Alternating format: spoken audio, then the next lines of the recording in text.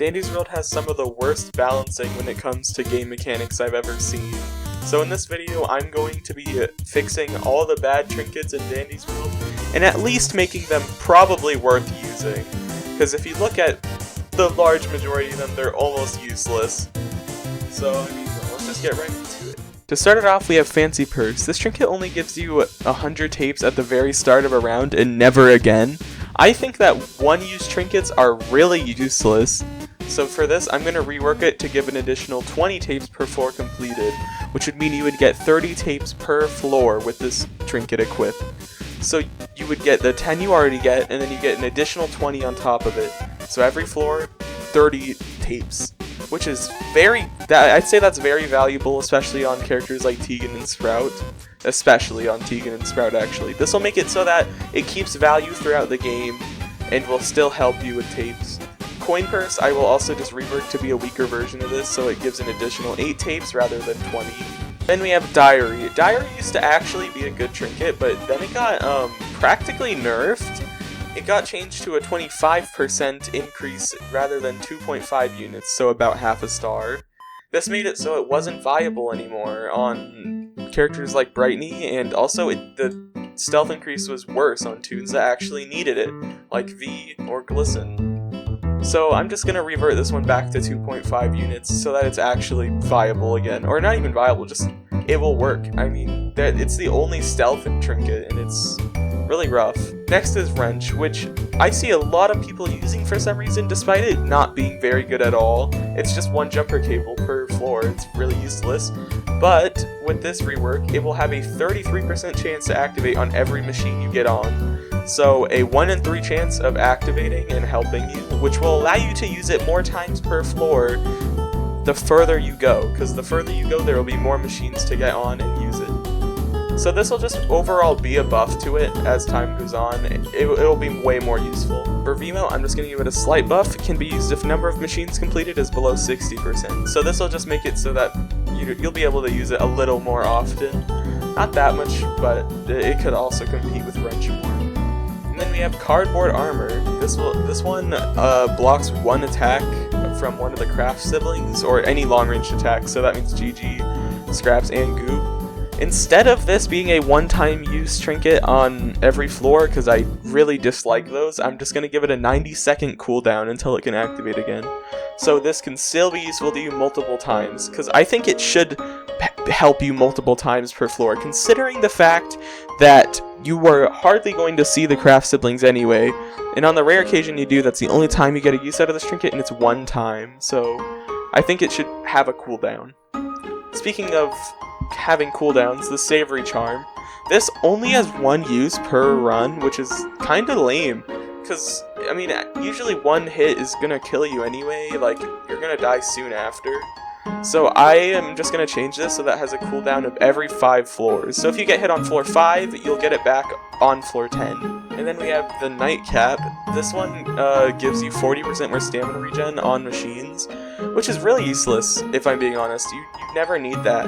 So I'm completely reworking this one. 75% more stamina regen, but 35 less stamina. So you'll regenerate your stamina faster, but you're going to have less to use in bursts. So be careful with who you put this on. It would probably be really good on 5-star stamina tunes like Scraps or Sprout. You'll have tons of more, like, you'll have stamina more often, basically. The Toy Kit. This one only refreshes your active ability when you go back in the elevator, which is really useless, because that's just when your ability usually refreshes naturally anyway.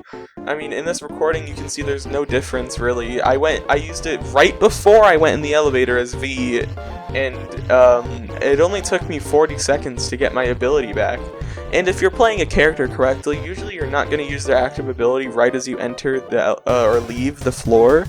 So I would just say that this should be completely changed to refreshing your active ability for completing a machine.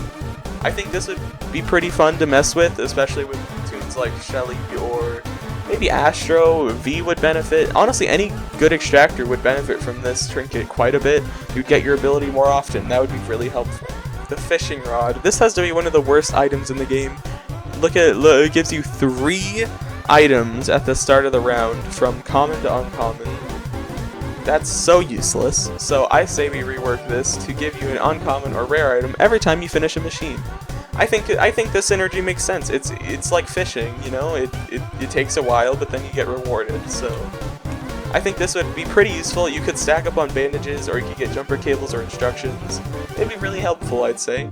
The blue bandana, I say this just deserves a massive buff because it's just so underwhelming. I mean, 7.5% extraction boost isn't a lot.